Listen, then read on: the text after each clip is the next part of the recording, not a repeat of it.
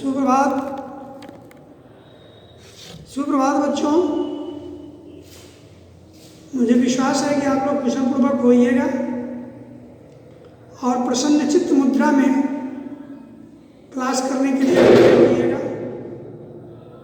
और ये भी विश्वास है कि आप लोग गुरु की बात का तो अवहेलना नहीं करते हैं, गुरु की बात का अक्षरशः पालन करते हैं। इसलिए कल जो मैंने आपको बता दिया था कि अव्यय पढ़ के आना है, आप लोग अवश्य पढ़ के आए होइएगा। नहीं, मैं पूर्ण विश्वास करता हूँ आप लोग बहुत ओबीडिएंट विद्यार्थी हैं।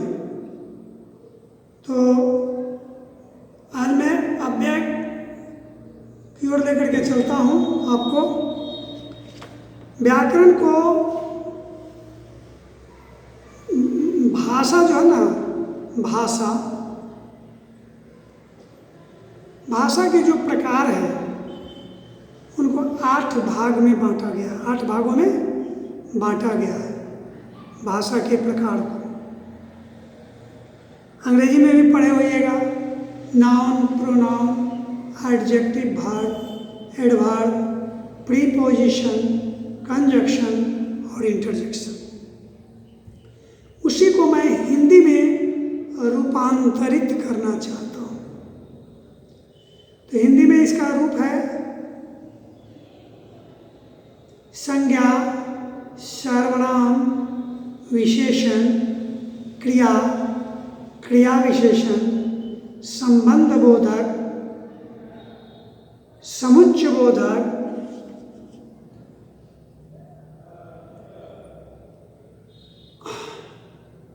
और विस्मयादि बोधक। 8वां ना, संज्ञा, सर्वनाम, विशेषण, क्रिया, क्रिया विशेषण, संबंध बोधक, समुच्चय बोधक और विस्मयादि बोधक अव्यय, ये 8वां। तो 4 को तो मैं खूब अच्छी तरह से पढ़ा चुका हूँ। संज्ञा, सर्वनाम, विशेषण, क्रिया। आप कहिएगा कि संज्ञा, सर्वनाम, विशेषण, क्रिया के बाद क्रिया विशेषण सर को पढ़ाना चाहिए, तो क्या अव्यय पढ़ा रहे हैं? तो देखिए, अव्यय से ही ये 4 पार्ट्स ऑफ स्पीच का जन्म हुआ है, क्योंकि अव्यय के ये 4 भाग हैं। कौन कौन? क्रिया विशेषण, अव्यय के 4 भेद होते हैं। क्रिया विशेषण, समुच्चय बोधक, संबंध बोधक और विस्मयादि बोधक।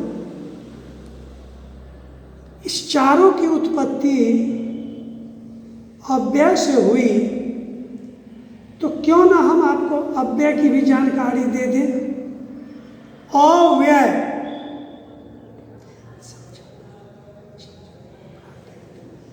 हम पढ़ाते हैं, उसको समझना भी चाहिए।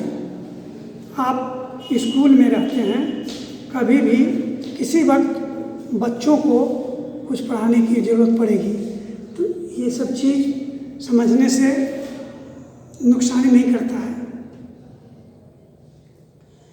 अव्यय किसे कहते हैं? तो जिस शब्द का व्यय न हो,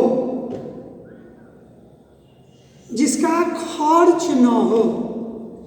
तो व्याकरण में व्यय और आय कहाँ से आ गया? तो मैं अपनी परिभाषा बनाया हूँ। व्यय का मतलब खर्च, और खर्च का मतलब ये है कि उसका रूप में कोई परिवर्तन न हो, इसीलिए उसको हम अव्यय कहते हैं। बहुत ऐसे शब्द हैं जिसके लिंग वचन कारक के अनुसार उसके शब्द में अंतर पड़ जाता है। जैसे लड़का, तो लड़का लड़के हो जाता है कि नहीं? लड़के, लड़कों, ये सब हो जाता है। लड़की तो लड़कियां, भी हो जाती है, लेकिन कुछ शब्द ऐसे हम आपको बताएंगे जिसका आप रूपांतरित करके देखिए, शायद नहीं होगा। जब, तब, तथा, नहीं, एवं, किंतु, परंतु, यथा, ये सब जो शब्द हैं, इस पर लिंग वचन या कारक का कोई प्रभाव नहीं पड़ता है। जब किसी शब्द पर लिंग वचन अथवा कारक के अनुसार उस शब्द में कोई परिवर्तन न होता है, तो ऐसे शब्द को हम अव्यय कहते हैं।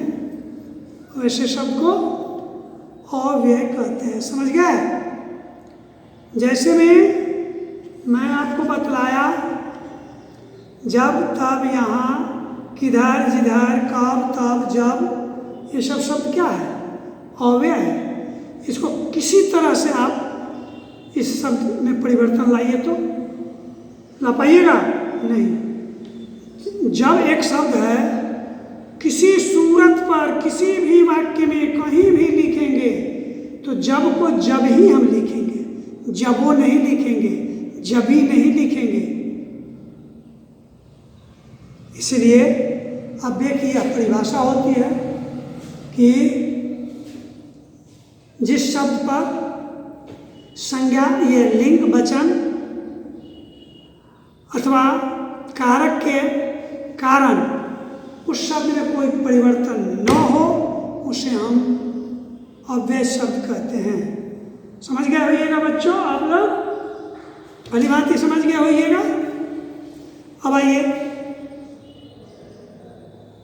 अव्यय के जो ये चार भेद होते हैं, तो इधर तो चार मैं आपको पढ़ा ही चुका हूँ, और ये चार मैं पढ़ा दूंगा तो पार्ट्स ऑफ स्पीच का पूरा 8वां भेद हो जाएगा।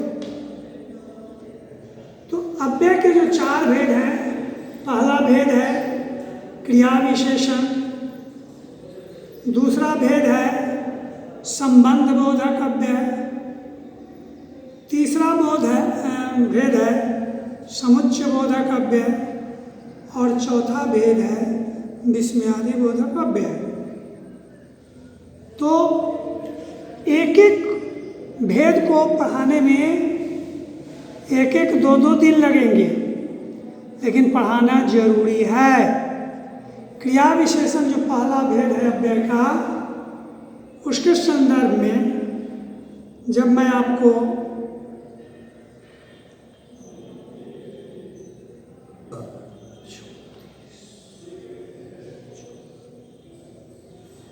क्रिया विशेषण का मतलब क्या होता है? क्रिया धन विशेषण, अर्थात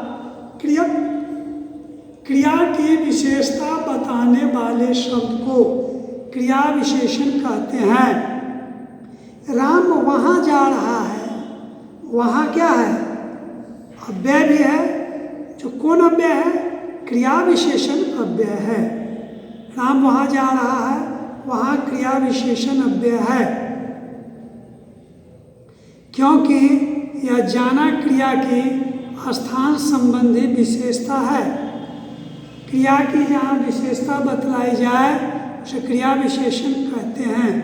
वह आज पढ़ने गया तथा उससे बाजार में अचानक भेंट हो गई। इन वाक्यों में आए आज। पढ़ने तो वह निरंतर जाता है, लेकिन आज जो वह गया है तो उसकी कोई कुछ खास विशेषता है। आज तथा अचानक शब्द क्रमशः क्रिया की काल तथा रीति से संबंध विशेषता बताते हैं, और वह बहुत खाता है, इसमें परिमाण बतलाता है। तो क्रिया विशेषण के भी 4 भेद होते हैं। क्रिया विशेषण के जो नहीं, क्रिया विशेषण के भेद बहुत होते हैं। 3 ही भेद होते हैं, 4 भेद नहीं होते हैं। क्रिया विशेषण के 3 भेद होते हैं। एक में साधारण, 2 में संयोजक और तीसरा में अनुबद्ध क्रिया विशेषण। तो इस पर उतना हम ध्यान नहीं भी देंगे, फिर भी आज क्रिया विशेषण के बारे में पूरी जानकारी, पूरी पढ़ाई नहीं हो पाएगी आपकी। क्रिया विशेषण क्रिया की विशेषता बतलाता है, वह पढ़ता है, इसमें कोई क्रिया विशेषण नहीं है। वह धीरे धीरे पढ़ता है, वह तेजी से पढ़ता है, इसमें है क्रिया विशेषण। वह जोर से बोलता है, इसमें है क्रिया विशेषण। क्रिया विशेषण क्रिया के संपादित होने का ढंग बताता है। पुस्तकें धराधर बिक रही हैं। बिकना और धराधर बिकना में अंतर है। धराधर बिकना माने जल्दी जल्दी बिक रहा है। तो क्रिया के होने की निश्चयता और अनिश्चयता का विरोध होता है। शायद वह शायद खाएगा, वह अवश्य आएगा। क्रिया के होने के निषेध और स्वीकृति का बोध होता है। मत पढ़ो, खूब पढ़ो, इधर आओ, उधर जाओ, हाँ हाँ हाँ, जाओ जाओ, आओ आओ, ये सब क्या है? सब क्रिया विशेषण के ही लक्षण हैं। उसके बाद है यह क्रिया के घटित होने की स्थिति, दशा, दिशा, विस्तार, परिमाण का विरोध कराता है। जैसे वह ऊपर सोता है, वह सोता है, यह क्रिया विशेषण नहीं है, लेकिन इसमें खासियत क्या है, विशेषता क्या है? वह ऊपर सोता है। सोने का काम उसका छत पे होता है। वह अंदर रूम में सोता है, कमरे में सोता है, यह भी क्रिया विशेषण है। सोने का काम उसका किसी खास जगह पे होता है, यह भी क्रिया विशेषण हुआ। समझ गए कि नहीं? तो अब सड़क पर दाएं चलो, बाएं चलो, यह भी क्रिया विशेषण का ही एक उदाहरण है। क्योंकि सड़क पर चलो, तुम्हारे पास अगर तुम्हारे साथ अगर छोटे बच्चे हैं, सड़क पर चल रहे हैं, तो तुम कहोगे कि सड़क पर सीधा चलो, नहीं, तो यह सीधा भी हो गया क्रिया विशेषण। सड़क पर बाएं चलना चाहिए कि दाएं, आप जानते ही होइएगा। बाएं चलो, सड़क पर बाएं दिशा में चलो, तो बायां यहाँ हो गया क्रिया विशेषण, दायां हो गया क्रिया विशेषण। मोटा मोटी तौर पर आप समझ लीजिए कि क्रिया की विशेषता बतलाने वाले जो भी शब्द होते हैं, चाहे वो काल संबंधी होते हैं, चाहे वो परिमाण संबंधी होते हैं, चाहे वो रीति संबंधी होते हैं, नहीं, ये सब क्रिया विशेषण के अंतर्गत ही आता है ना। तो आज की पढ़ाई को मैं यहीं पे स्थगित कर देना चाहता हूँ, क्योंकि ज़्यादा मैं पढ़ाऊँगा, ज़्यादा आपके दिमाग में नई बात घुसेगी। तो इसलिए आपको भी घर पर पढ़ना है।